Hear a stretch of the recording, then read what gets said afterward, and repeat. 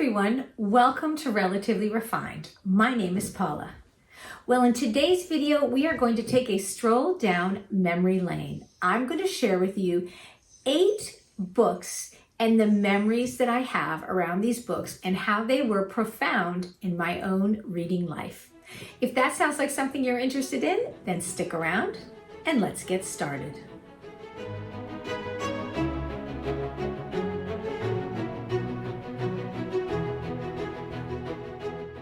Well, the idea for today's video came from my friend Jen over at Jen's Reading Room. She's another YouTuber and she has a wonderful bookish channel.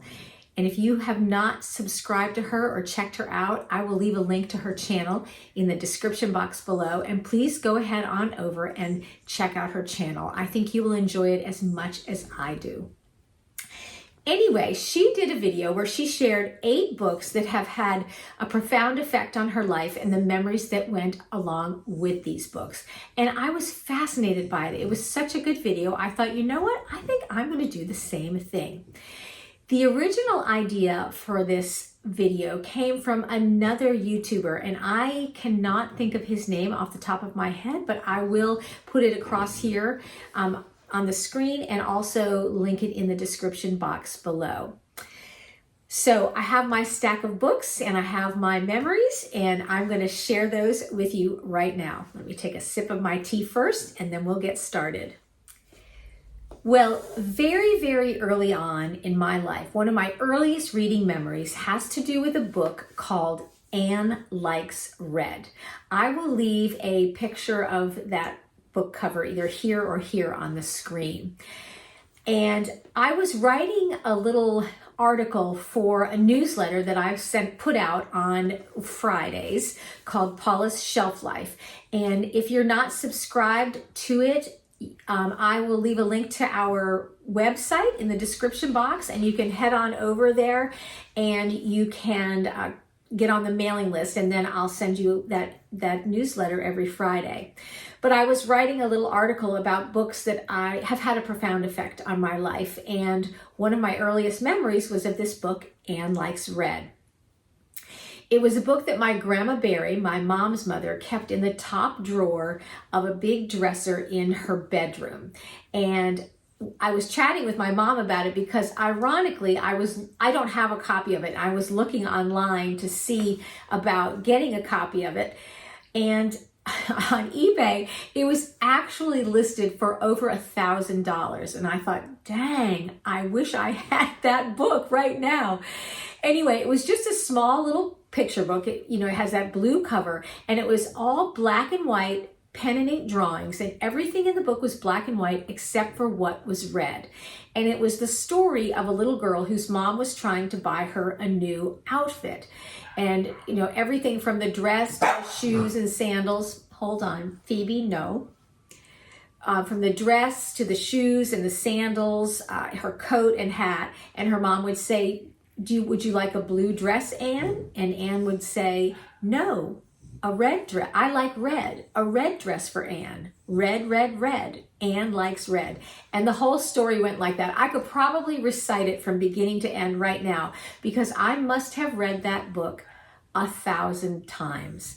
My mom was telling me that I could read it when I was maybe 3 years old. I started reading that book. I've always been a reader. I've always loved books, and it started early on.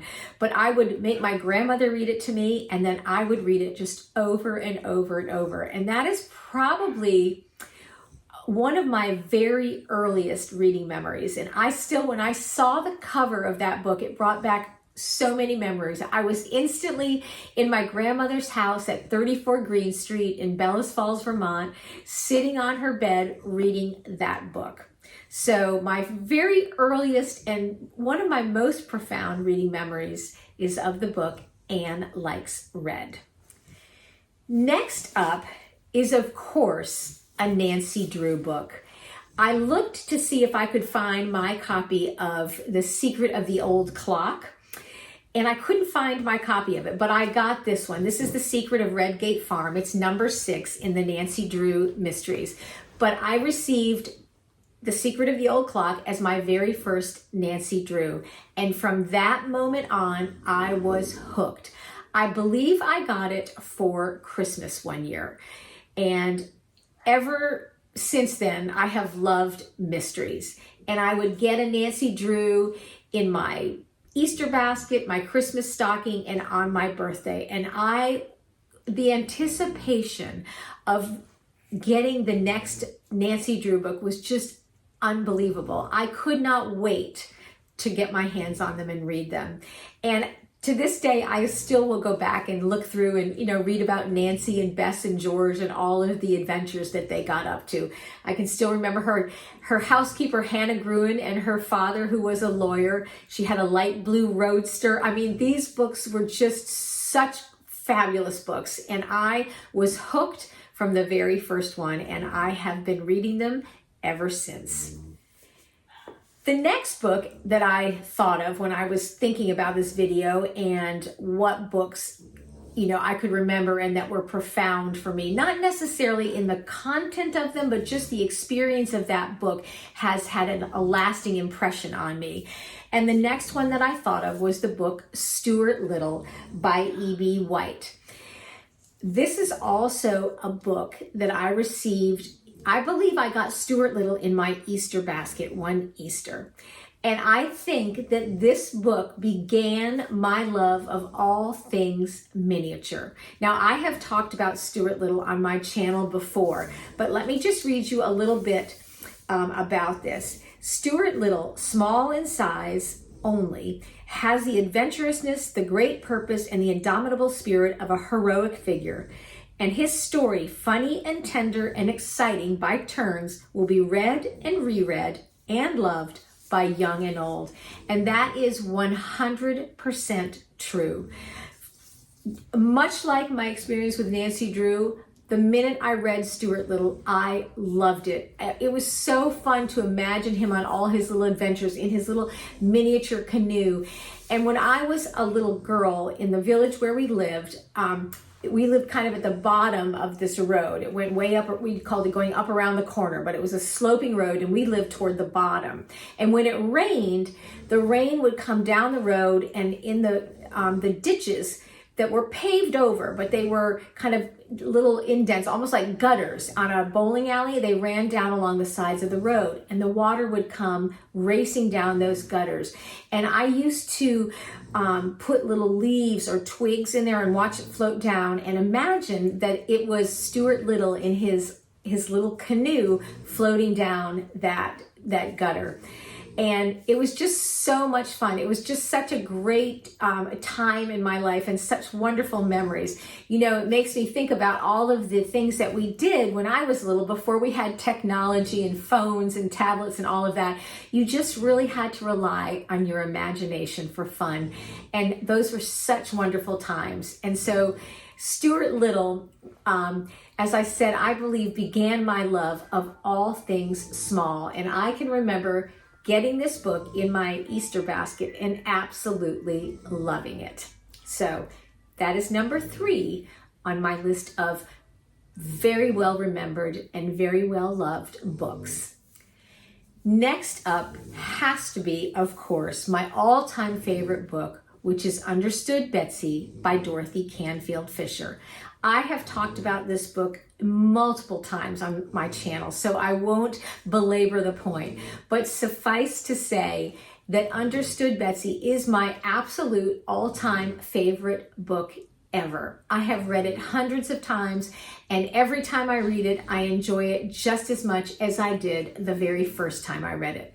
I got this book as a Christmas present one year, and I think I probably sat down on Christmas Day and read it cover to cover, and I have been reading it ever since. It's the story of a young girl, Elizabeth Ann. You probably can hear Phoebe snoring, who was being raised by her elderly aunts in the city. And then one of the aunts becomes ill and they are unable to care for Elizabeth Ann, who is a very frail and overprotected child. So they sent her to some distant relatives who live in Vermont. And because I was a little girl growing up in Vermont, this book was so meaningful to me. I loved reading about the Putney cousins who lived in Vermont in this big farmhouse, and it really is just a coming of age story. And throughout the story, Elizabeth Ann begins, at first she's very fearful of life on the farm because her aunts have made it seem like those Putney cousins are just savages. But once she goes to the farm and she begins to experience what it's like to live on a farm and to gain some independence, she really flourishes. And it's just a lovely and wonderful story. And as I said, because I was a little girl growing up in Vermont, I felt like I could really relate to Elizabeth Ann, and I would imagine myself in her shoes. And sometimes playing outside in the yard when I was younger, I would pretend to be Elizabeth Ann living on the farm of her Putney cousins. We had a little farm right next door to my house. They had sheep and goats and chickens and things. And so I would pretend that that was my farm and I was Elizabeth Ann living with my Putney cousins. So Understood Betsy by Dorothy Canfield Fisher is another of my most memorable books. Next up is Little Women by Louisa May Alcott. And the reason aside from this being a fabulous story about a family of girls growing up, a big family of girls. I grew up in a big family. There were 3 girls in my family and 2 boys. But aside from just the loveliness of the story and how fun it was to read about them growing up in, times gone by, this was a book that I read chapter by chapter to my sister Kathleen when we were little girls. We shared a bedroom and it was upstairs. It had previously been part of the attic. And so you would go down a little hallway and then step down into our bedroom, and we shared that. And at night, my parents would put us to bed and turn out our light and say goodnight. But I would always say, leave the hall light on so we don't get scared. And they would. But then what I would do is I would flip myself around and lay with my head at the foot of the bed and crack open the door to my bedroom so that I could read by the light of the hallway. And I would read this book out loud to my sister Kathleen. And I would read 1 chapter a night. And sometimes she would ask me, oh, please read another chapter. But I'd say, no, 1 chapter, and then we have to go to bed. And I can remember that like it was yesterday. And the book was so much fun, and I loved reading, and I loved reading out loud. And so it was just really fun to share that moment with my sister. And we would do that every night. And sometimes I would read a little bit longer, but then eventually my dad or mom would yell up, time to go to bed, and they would turn out the hall light. And then it was all over. I couldn't read anymore, and I had to go to sleep. But Little Women, as I said, I love the story, but I love the memory of reading this book to my sister Kathleen when we were little girls, sharing our little pink room up in the attic of our house in East Dorset. Next up is a book that I actually don't have a copy of, but this is a book that I read in my high school advanced placement English class. I had a phenomenal teacher for 4 years for AP English. His name was Harvey Dorfman, and he was just the most wonderful English teacher who just inspired such a love of reading in all of his students, I think simply because he himself loved books so much. But one year in English class, I think it might have been my junior year in high school, we read The Canterbury Tales by Geoffrey Chaucer. I'll see if I can find a picture of it and put it up on the screen. And at first, we all kind of went, oh my gosh, we're going to read The Canterbury Tales. It's like from a million years ago. It's not relatable. We're not going to like it. It's going to be hard. The words are weird. But Mr. Dorfman did such a phenomenal job of, he would read aloud to us. Even as a junior in high school in our AP English class, most of our class was spent with him reading these classic works of fiction aloud to us. And so he would read the Canterbury Tales to us, each tale. And even though it was in Old English, we would have kind of a translation of the different words on one side of the page. And what I realized, and what our whole class realized after a while, was that they were really funny and raunchy sometimes. And suddenly they weren't stale and stodgy, but when he read them and explained to us the humor in them and how there were plays on words and puns and all kinds of, really raucous and rowdy and raunchy things in these tales, we loved them. And I will never forget the experience of reading the Canterbury Tales. In fact, now that I'm talking about it, I'm thinking to myself, I need to, get a copy of them and just go back and reread them and just appreciate them for what they are. But mostly it reminds me of Mr. Dorfman and that English class, which had such a profound effect on my whole educational career. He was just a great champion of students. His daughter, Melissa, was a classmate of mine, and she was in class with me. And all of us, I don't know, there must not have been any more than probably 15 of us in that class. But we were together in AP English from freshman year through senior year in high school. And we just became very, very close. And we just had such great times in that class with our teacher, Mr. Dorfman. Probably that's what inspired me to want to go into education, that and the fact that both my parents were teachers. But the Canterbury Tales was it was kind of a turning point where I realized, you know what? Even though this was written hundreds of years ago, it's still really funny, and humor is humor. So that is next up on my list of very memorable books. All right. The next book that I want to share is a book that I really swore we had a copy of it. I'm sure my daughter has it. It's packed away somewhere, or it's up at the kids at the other house. I'm not exactly sure, but it is Harry Potter and the Sorcerer's Stone. I know we have all of the Harry Potter books because my daughter Neve absolutely loved the books. But I read the first Harry Potter, which I believe is Harry Potter and the Sorcerer's Stone, when it first came out. Now, I was an adult when it came out, and I had been kind of in a reading slump. I wasn't, I was just kind of lackluster in my reading. But I decided I'm not really a fantasy reader. That's not a genre that I've ever really read. But I thought, there's so much hype around this book that I think I will get a copy of it out of the library and read it. Well, I got my hands on a copy and I sat down to read it, and I was absolutely hooked. I would stay up late reading it. I couldn't wait to wake up in the morning and start reading it. At that time in my life, I believe I was living in the Boston area, and I was commuting to my job back and forth on a train, and I would read that book the whole way back and forth on the train. And it was just so engrossing. It reawakened something in me that I had been missing. The joy of reading, the sheer joy of a fabulous story. And the story is just so incredibly imaginative, and the writing was so wonderful that started me back in my reading life. And I will forever be grateful to that book. But besides all of that, it is just a fantastic story. And what made me include that book on this list is just that, for me, that book represents a return to the joy of reading in my adult life. And I just could not stop turning the pages. I didn't want it to end. It was one of those books where, as it got closer and closer to the end of the book, I was like, oh, I don't want this book to end. It's just so good. And I was talking to my daughter today, and I said, I think that's my favorite book out of the whole series. And she said she thought that her favorite book was probably the third one.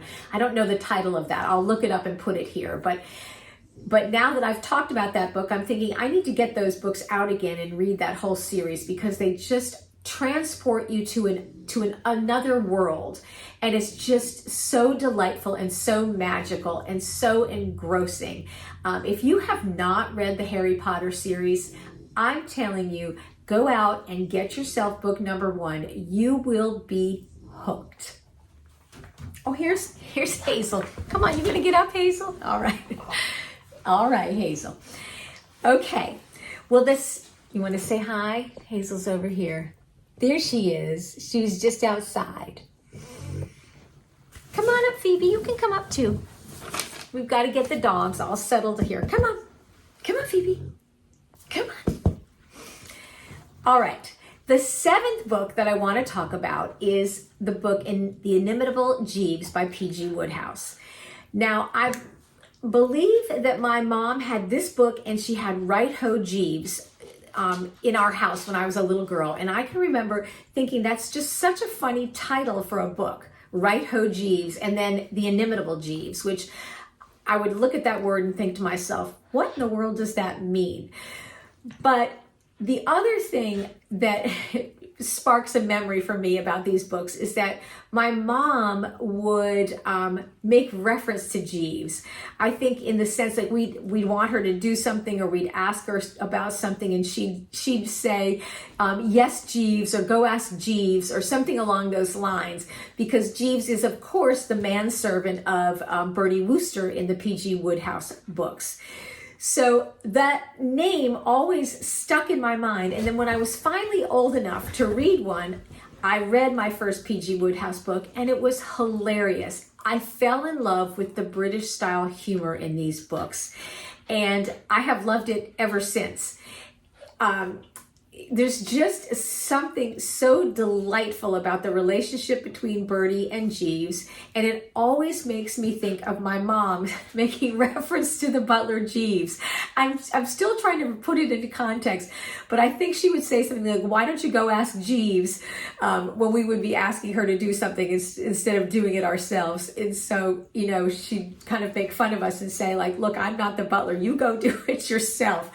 But anyway, so I've always had this fond memory of these books, first of all, because when I was just learning to read and I would look at the titles and the name Jeeves just stuck in my brain as a little girl, and then for my mom to make reference to it.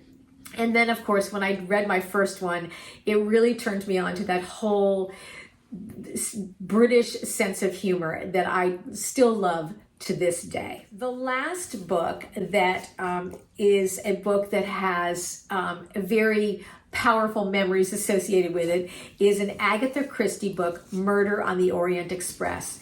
And again, this was a book that my mother had, and I can remember seeing this book when on the coffee table when I was a little girl and wondering about it.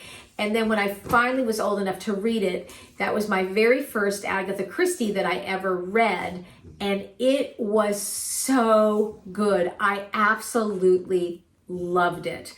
I think I had the same kind of experience that I had when I read my very first, let me find it here. You looking at it, Hazel? My very first Nancy Drew book.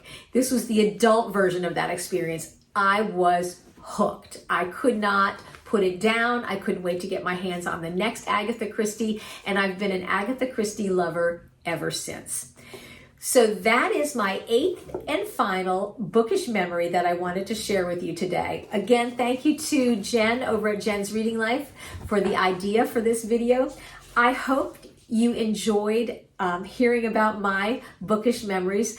I would love for you to leave me a comment down in the comment section. What are some books that have had, profound effects on you? Or what are some bookish memories that you have that stand out in your mind? Books are just such a source of joy for me, and I hope they are for you as well.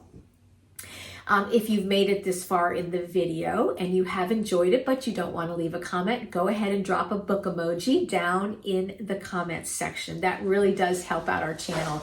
We are so close to 10,000 subscribers. We may in fact be there by the time you see this by the time you see this video about my bookish memories. Hopefully we will be, but if not, go ahead and subscribe if you haven't. Give us a thumbs up, because all of those things really help out our channel.